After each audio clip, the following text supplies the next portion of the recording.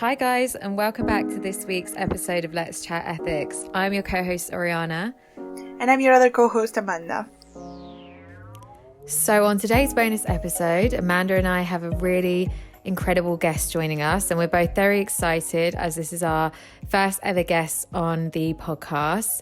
So we have Ivana Bartoletti joining us.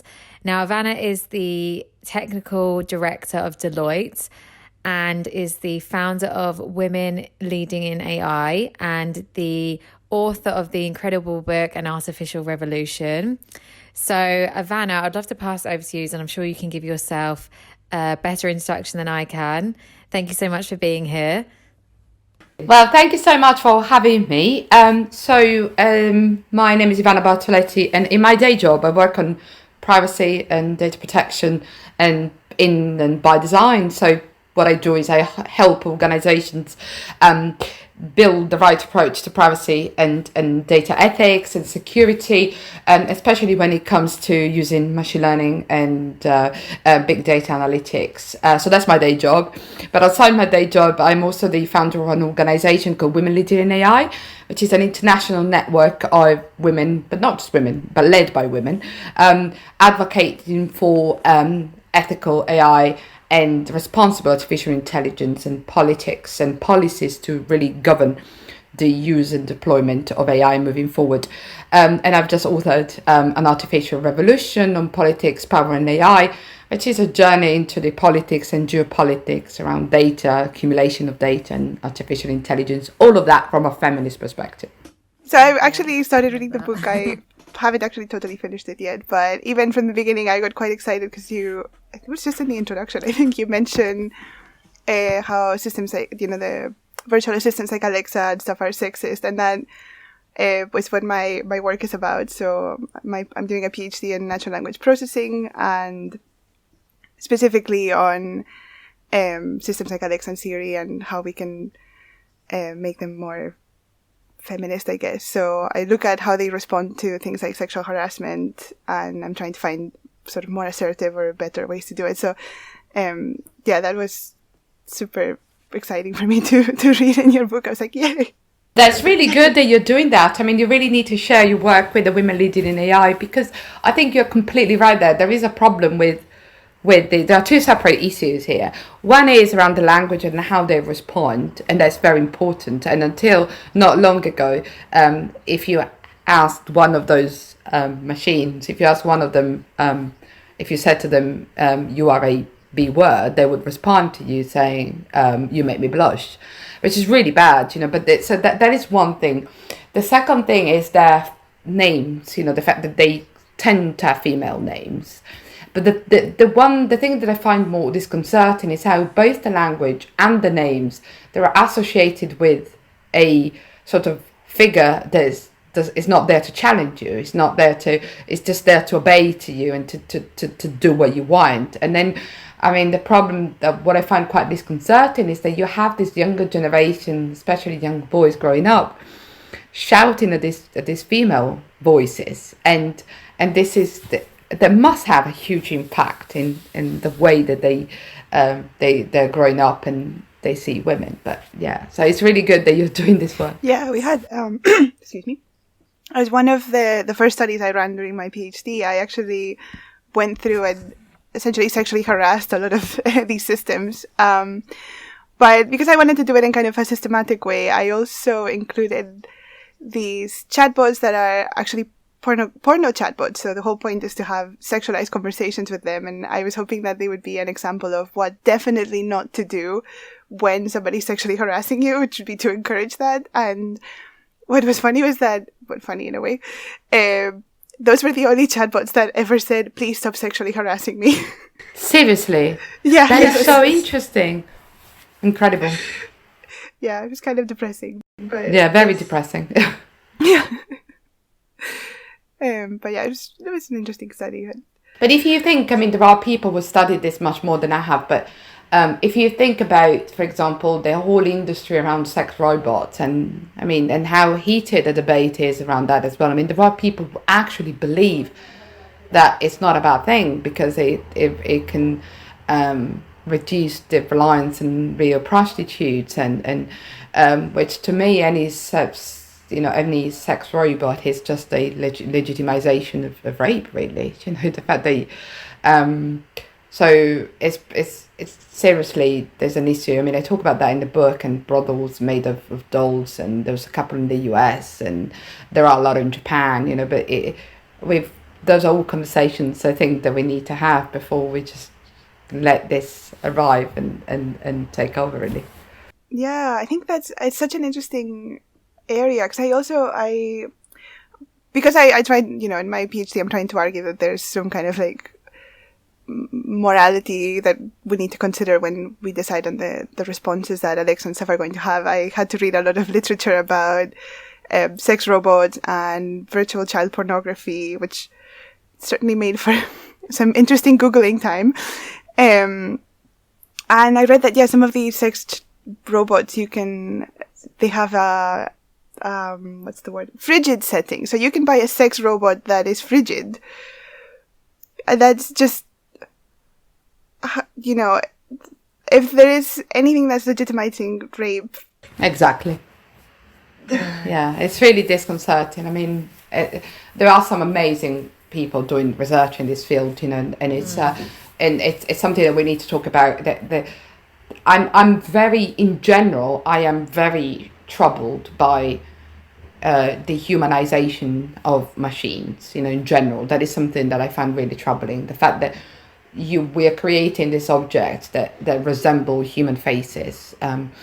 And because I think that creates that sort of human attachment that is not necessary, because we are talking about machines. But this is my sort of personal opinion, and there are some people who would counter this my opinion by saying, well, you have to stop being so human-centric, But I do feel that there's something really, that it's easy, I think, for a man to say that. I think for a woman it's much more difficult, because we know that every time that there is something gets humanized, and every time that there is something in a support role, then it always ends up with a sort of female voice or a female resemblance, and things like, robots like Sophia in Saudi Arabia, in a country where women need permission to do most things and just recently got the possibility to drive, then, you'll have, citizenship and personhood given to a robot, female looking robot. So there's a lot of contradictions in all this, but I do think that it's, when people say, it's easy, I think, for men to say, or especially for white men, to say, oh yes, I mean, you're too human centric, it's okay to humanize and machines. But I think for us women, because we know what goes behind this, that I think is always more troubling. And that's why it's not that because we are Luddite, we're anti-tech, but the fact that we say, well, hold on a second, it's just rooted into our lived experiences. Yeah, I think that's what I found. I really enjoyed the fact in the book you spoke a lot about kind of the spread of right-wing populism, so like Bolsonaro, like Boris Johnson, Trump, and how that has had like obviously a direct impact on kind of the work that then's coming out in AI, and how we're kind of normalizing and this. Vice versa as well. We don't obviously the research that we do and all the things that come out, they are direct a consequence of different dynamics and of power out there. But even the other way around, I mean, there is a direct link between the sort of polarization of our social media and all this space, and that is also aided by algorithmic driven advertising and pushing things out, and the algorithms that contribute to this polarization by simply pushing out messages that are more divisive. So there is a clear link between all that and the polarization that we see in the public sphere. So from a political standpoint, so you have, the Bolsonaro, the Trump, but there is one thing that all these ones have got in common, that is they see women beneath them, so they do have the same thing in common. And this is I find this really disconcerting, the fact that you have all this public profile feature who can leverage the power of this algorithmic driven and behavioral targeting methodologies that, are possible because of the vast collection of personal data, but they're also possible because of the role of algorithms in creating a gate between us and the world as we see it, because we live in a world where these algorithms, they create a reality for us by telling us what we're going to get access to and what we're not going to get access to. So they are kind of, they function as a gate. They have an editorial function and to an extent, so they edit whatever, the reality as we see it, these algorithms, so there is a clear link between that and this sort of populism, which is clearly sort of aided by all that. So there's obviously, and this is like really, really troubling. And every time that we talk about polarization online, people immediately talk about, yes, a Cambridge Analytica, or they talk about, the anti-vax, but again, are we talking about what is happening to the way the women are perceived? Even from a representational point of view, if you use artificial intelligence, for example, for recommendation systems that recommend products to you online, then obviously these companies that they sell the recommendation system services, they want to be able to put people to click on what they, but in order to click, then you've got to provide services that respond to stereotypes. If you want to sell house products, then you're likely to target women, because we know that historically women buy more of these products. But at the same time, if you put all this into a recommendation system, you end up replicating stereotypes all the time, and this is what it's called the representation of bias. So this sort of big data algorithms driven products, they are extremely disconcerting in terms of the risk that they have on women equality. Yeah. Actually, I felt like I actually really, really loved your book. I read it in like two afternoons, and now my mum's actually reading the book, and I think the book's a really great book for people who don't have any background in AI, because my mum doesn't have a background in that, so she found it really good having kind of the introduction to talking about what AI actually is, to be able to understand like what effects it has. And I think something that stood out to me that we, Amanda and I actually spoke about in one of our episodes, that you put the label that we shouldn't say bias with when we're talking about AI. Instead, we should call AI like racist or sexist. And that's something that it personally made me change the way I was thinking about it, because I was using like saying bias quite a lot. And I think that really stood out to me. It's fine to use bias from a sort of mathematical standpoint, and so everybody's biased, that's okay. But it's just that when we talk about AI and the fact that it can scale up all this so much, that I think we have to have the honesty to call it for what it is. The problem is how it can scale it up, because when people say, because the problem when you call it bias, people would respond to you and say, yes, but humans are biased. Mm-hmm. And you're like, but that's not the point. We know that humans are biased, of course, that's not a big discovery. The problem is how we are hardwiring that bias into the systems. And once you've done that, then you can't call it bias anymore. You just call it algorithmic racism, or, because it's just, once it's there and it's scaled up in all the decision making that are happening in the facial recognition tools, in all that it becomes a little bit more than that.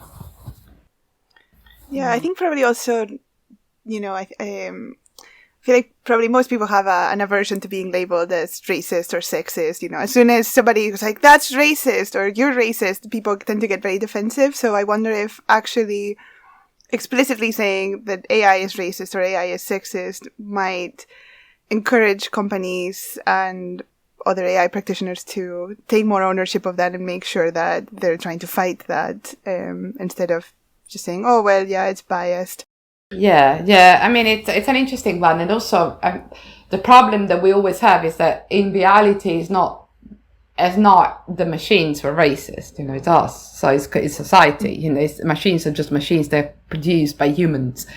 So by saying that a machine is racist, we don't want to end up in sort of humanizing the machine and give them a sort of superpower that belongs to it, and therefore taking responsibility off the humans. That is the big problem that we always have, because now I find that this is probably, I don't know how you feel, but this is what I find. There is some sort of excuse, we say, oh, these machines, they're these super powerful things, and as if they're something completely different from us, but in reality they're not. They are created by humans, fed data by humans, and the fact that they are sort of racist or biased is because they're just humans on steroid from a biased perspective. They just replicate the stereotypes that we've got and hardwire them into a sort of global scale. So it's important. So it's important to say yes, algorithmic racist, but just always realize that it's not separate from individuals. So, and I think that it's even more scaring for companies if you say to them, you may deploy something which is racist, which shows that your company is racist, that your employees are racist, because it's not separate from them. Yeah. Yeah, I think that's something. Yeah, we've Amanda and I have actually spoken about in a few episodes how we shouldn't see AI as this kind of amazing solution to all our problems. We released an episode yesterday talking about how Japan is talking about releasing that matchmaking AI software instead of getting to the root of their kind of gender inequality and disparity. So, we've spoken a lot about how kind of AI is kind of seen as this superpower that's going to solve all problems, or we put the onus on AI. And I think I think it's really interesting that you've done a lot of work in talking about how this is actually us rather than the AI systems, which I think is really important. But you do touch on a very important point, the fact that we seem to be sort of there's having this sort of techno-solutionist approach, where everything has to be solved by technology. And it's problematic, isn't it? Because first of all, because not everything can be solved by technology, but also because it just cuts out the most important thing, which is a sort of political decision. And one of the things where I find that this is most problematic is in the use of predictive technologies. So the fact, for example, that if you are a local authority, or if you decide where to allocate budgets or priorities, or if you are the police, you can say where I'm going to intervene. You are basically doing that on the basis of the data that you've got and the predictive technology that tell you, for example, these families could be a risk, or these areas are more risky for people. There's going to be a crime in here, whatever that kind of. And this is problematic in my view, because it's just a perpetuation of the situation as it is now. So if you collate data around violence and street violence, then that the people are more likely to be searched. And there was an article yesterday in The Guardian, that black people are 3 times more likely to be searched and to have force applied to them. Then what happens is that mathematically you will have more data collected about black people. And if you have more data collected about black people, obviously then this data is ingested into the systems, and therefore the outcome and where the will be skewed against certain backgrounds, and then you will end up wrapping surveillance around those people because your historic data tells you that these people are more at risk. But by doing so, you just perpetuate. It's just a never-ending thing. It's like a self-fulfilling prophecy, because if you wrap it around some people, they feel that they are more watched, that the outcome is not going to be positive on them. So it's just like, it feels as if we're not getting out of this. It's just that this, especially predictive technologies, they are defining allocation of resources, allocation of surveillance, policy interventions. And it's just like society that replicates itself with its current stereotypes and bias, and we're not getting out of it. And I consider myself as being a progressive woman, progressive in the sense that I really believe that we've got to move forward, and we have to get out of the stereotypes and but I feel that the use of predictive analytics in particular really goes against the hope and the faith that I want to put into human beings. They're supported by government in public and private sector alike. They can get out of a self-fulfilling prophecy, and we can aim for a better society. But it seems as, predictive technology is just the opposite of it. Maybe because it's still used in a very unfettered way, but I just find it very, very troubling from a moral, ethical, and philosophical perspective. Yeah, in a way, I actually never thought about it that way. I mean, obviously, I knew there was a problem with predictive policing or predictive technologies in general from learning from biased data. But in terms of the fact that, as humans, we're able to move forward and we're not totally dependent on historical data that is going to be racist. So by having humans making these decisions, we might, we're able to kind of update the values and the moral values of these people. No, but also, Amanda, you may not be able to do that, but you can have civic society fighting against it. You can have the power of organization, value-driven organizations, political parties, whatever it is, saying to you, stop, you're doing that, and holding it to account. The problem with the machines is that they are deployed in a very opaque and unaccountable way. So we wouldn't even know, say, discrimination, for example. How do you challenge this discrimination if it's done mathematically? In the sense that you can be discriminated because you are black and you're a woman. Or you can be discriminated because you're a black woman. So discrimination can happen in a very additive way of or there could be complementarity in the way that you are. But how are we able to recognize this in machines, where there is no human judgment in understanding that complexity around intersectionalism of vulnerabilities, which affects women in particular.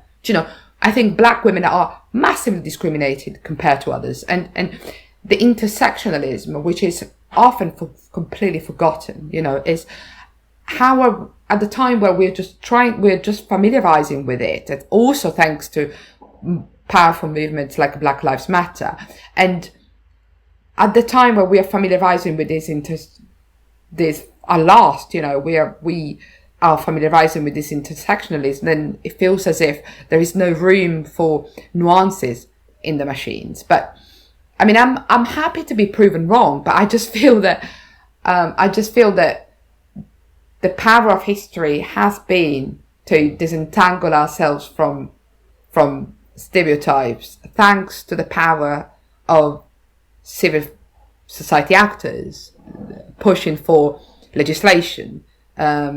And I feel that the use of these machines are making all this a little bit more unaccountable and really difficult to identify and therefore to challenge. Once decisions are made in a way that we don't even know. I mean, with the A-levels exam, for example, the results, which were coding social disparities by giving better results to students coming from private education, we knew that there was a machines behind it, and therefore people were able to go and protest and say, sorry, that's wrong. And even from a legal standpoint, then you could fight it in the courts. You can fight it in the courts, you can fight it everywhere. But because we knew, what happens if we don't know that a decision is made by a machine? That's my worry.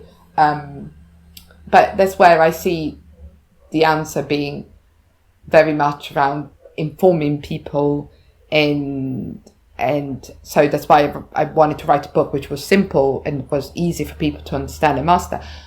So the answer is informing people so they can ask questions, but also, to me, the answer is really to put in place regulation around this, which I'm not calling for regulation of AI. It's wrong, in my view. I'm calling for regulation of the behavior of people around artificial intelligence. I'm calling for regulating behavior of individuals. And this is Joanna Bryson says it much better than I do, but it's really about regulating their behavior. And because what I really want to avoid is this this power of these technologies to just code all the things that I've been fighting to get rid of, including, sorry, I use a very old-fashioned language, but including patriarchy, you know. Not the P word, not the P word. No,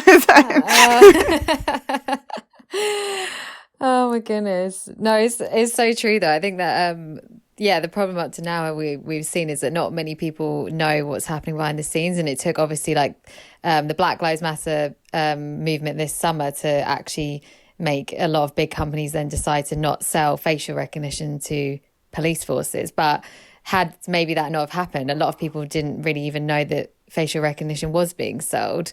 So I think, you make really good points about the fact that people, not everyone's aware, and we need more people actually speaking about things who aren't necessarily, like obviously technical people and people who work within AI. They know what's happening to an extent, but obviously the general public, I feel like there needs to be more education, definitely, in how our data is being used and what ways we can overcome this, because otherwise, like you're saying, it's going to be just a system of historical disparities continuing. Yeah, but also, I mean, I do also think, there are different actors in society, and they're all important. I have huge respect for activism, and to an extent, I don't believe that there's a really massive, dividing line between sectors, and I mean, I'm somebody who,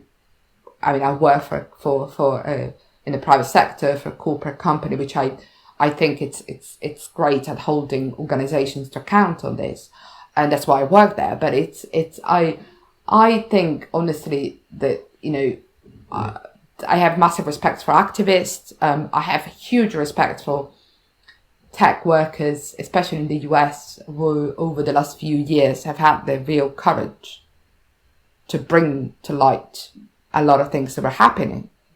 And they've been instrumental, in understanding and in getting us to understand the opacity of this world. How much courage have the workers at Amazon, in Google, had in really saying, this is happening. We want what we produce to be used for the common good, and I always find that in trying and creating a common vocabulary between lawyers and data scientists, and which I try and do, I always find that the tech activists and the tech workers, they're incredible. They really understand the impact of what they're creating, and they can, and they are far more than we could possibly do, that a lawyer could possibly do, say they really know what they're handling, the data that they're handling. So I have a lot of respect from all actors. I do believe that the way to move forward is really together. You can't, big companies realize this, they do know, and this is really important. I mean, the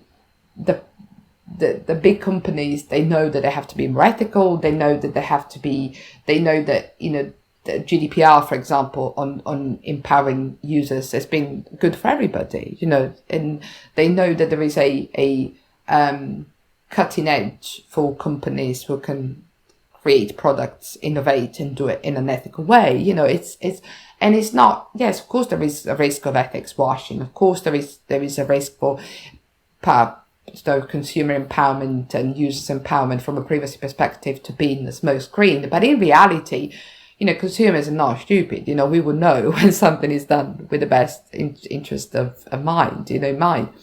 So there are different actors in society, and I think politics has got to bring all these interests together. To an extent, if you think about what is happening in the European Union at the moment, with the Digital Services Act and the Digital Markets Act, they've put out a big piece of legislation, which is going to obviously cause a lot of discussion, between different actors. And then that's what the European Union will do, will be to say, okay, how can we bring together all the different interests and leverage all these perspectives to do something which is good from a political standpoint, empowers individuals, but at the same time enables the European market to grow and harness the value of data. Now, there's been a lot that can be said on that, but that's the ultimate aim. And the question is, for example, how are we going to do in Britain post-Brexit?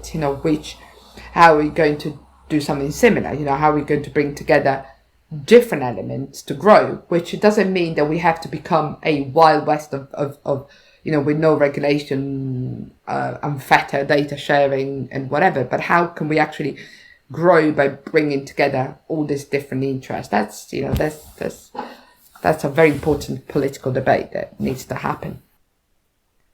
Yeah, that's very interesting, because yesterday we actually talked to someone from the CDI, so the Center for Data Ethics and Innovation, and I don't know if that episode will come out before or after this one, but spoiler alert.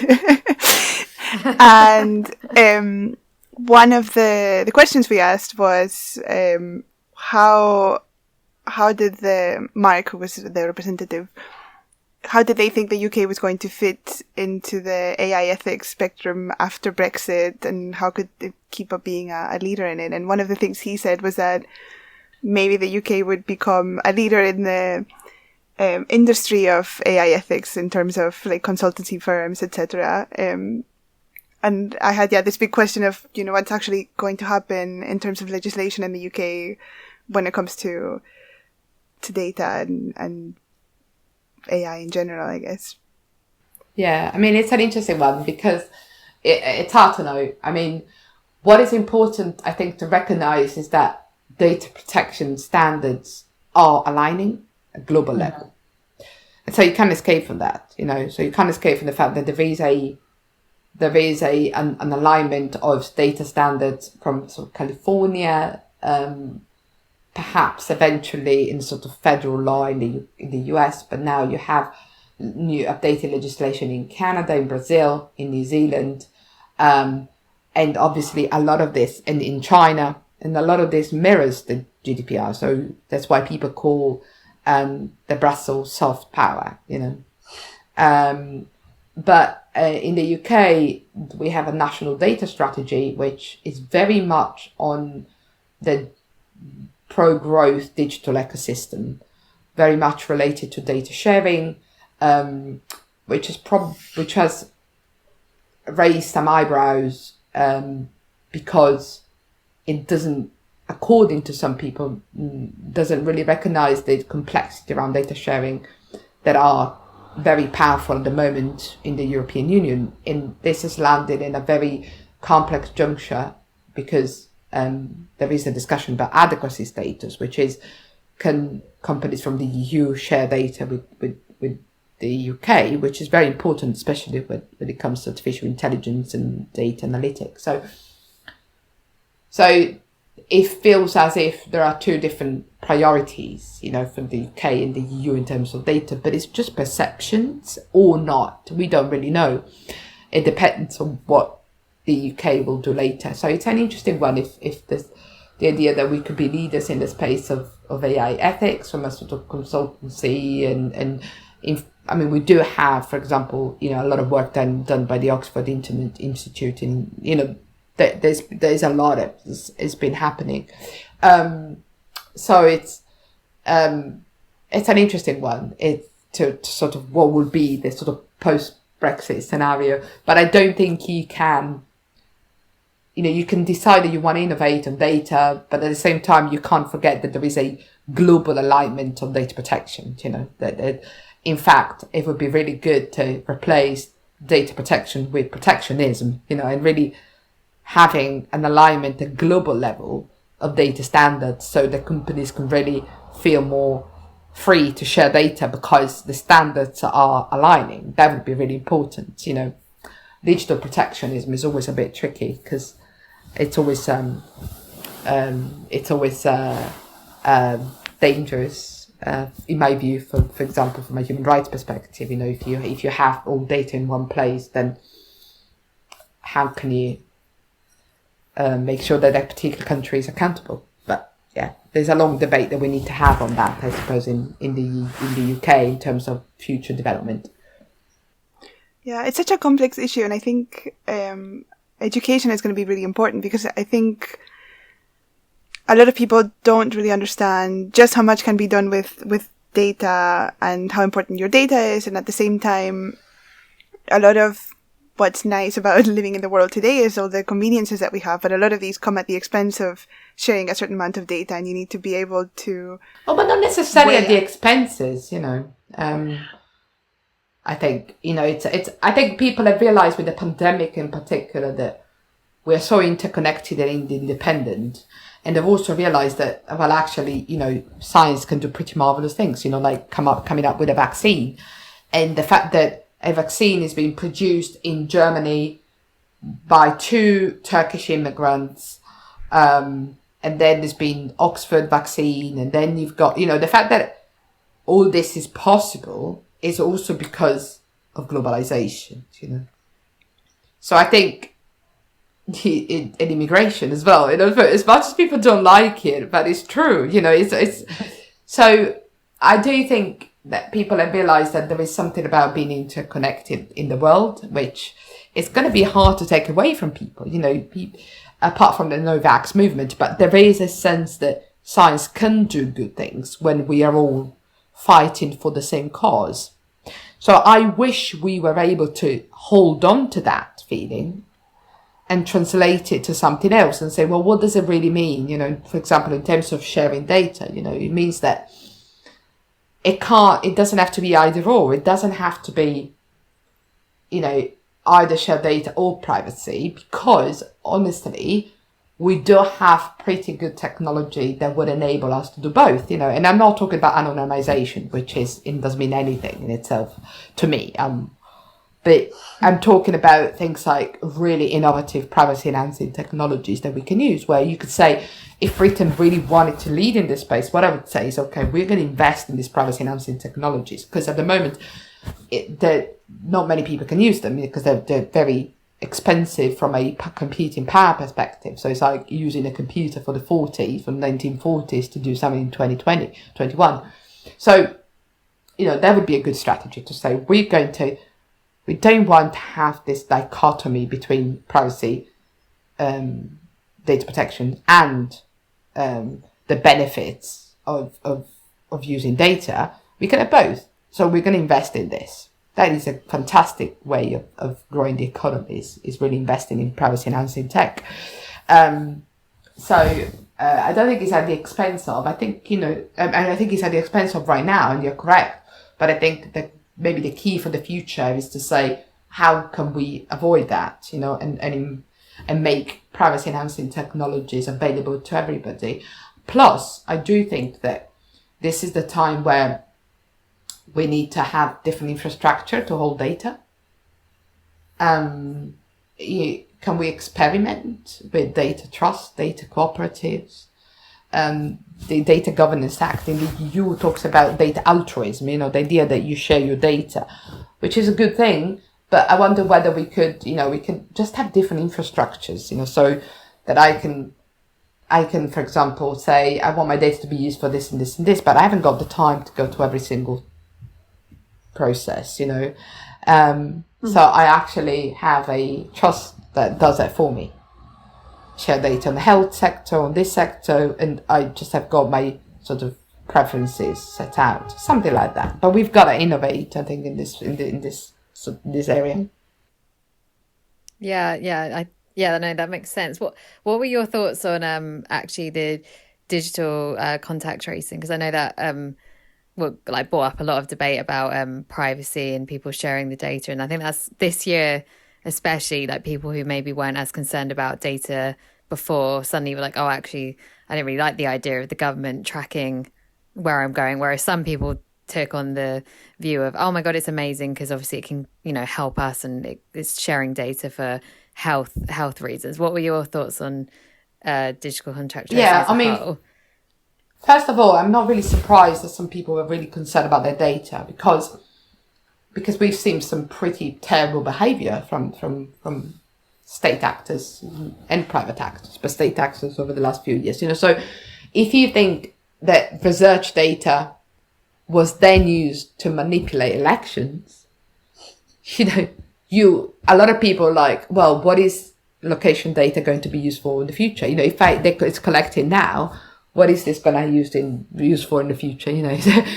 It's a legitimate concern, isn't it? It's like after we've seen some pretty horrible use of data, it's a legitimate concern that people say, well, and so this is, to me, that is a massive problem. The fact that if you as a citizen don't trust the use of data from public health by your government, that there is a problem. And the problem is the fact that we've got to restore that trust because the data is important. So that is the first thing for me is, how did we get to this point that people will actually say, we want this to happen? That's the first question. The second big thing is that again, we now know that the digital tracing app didn't really bring much results. Yeah. But could have we possibly known at the beginning? Who knows? The problem that I felt, and I know that the problem is that during the entire discussion around the contact tracing, I would have liked to listen to epidemiologists and scientists more than cryptographers.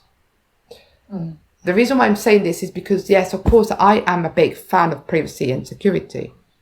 But ultimately, that was a discussion for epidemiologists. And if epidemiologists said, we need this because it's important to complement the manual tracing, and then we find a way to make it privacy by design compliant and security by design compliant, that would have been the right way, the scientists, I trust them. Epidemiology says we need to complement this, then it's fine. This is how the discussion should have happened, not having the cryptographer first and the epidemiologist later, because is there a public health need for digital tracing to complement manual tracing? Probably yes. A lot of epidemiologists and I've listened to, they said yes, because manual tracing in itself could really be augmented by sort of the use of mobile phones data, and then you find a way to do it. The problem is when contact tracing has been used as a surrogate for other failures, and again, this is not going to help trust, isn't it? So in a nutshell, it's just it's been a surreal debate all the way around, really. Definitely. Yeah, definitely. I think that the digital contact tracing has been a prime example of mismanagement and maybe some poorly made decisions that led to not be as useful as it could have been, and certainly to not produce the output that we were hoping. But on that note, I think we actually are coming up on our time. So Ivana, it was really, really great to have you. Thank you so much for joining us. Thank you so much for your time though today, Ivana. It's been amazing. Thanks to you. Thank you so much for joining us, Ivana. That's been a really compelling discussion on all topics AI ethics, from sex robots to data protection law. And we will link Ivana's social media as well as her book and Women Leading in AI in the description of the podcast. Yeah, that was a really, really, really great discussion. And proper fangirling Ivana. I really admire her work and I absolutely love her book. Anna, you've been going on about her for months. I have. Ever since I've read her book and watched. I've been to many talks she's done and I was like, oh my God, we have to have her on the podcast. She's amazing. I love how passionate she is about her work and the use of like talking about sexism and racism, and I feel like she's really, really inspirational. Yeah, I really loved having her and getting to meet her. So it was great. I hope you guys enjoyed it as well. As always, if you have any questions, they're at letschatethics@gmail.com or on Twitter, Let's Chat Ethics. And we'll see you next week. Yeah, see you next week. Or actually, I think this might be a bonus episode, so we'll see in a couple of days. We'll see you at a couple of days at our Christmas episode, where there will be mulled wine. Thank you very much, guys. Bye.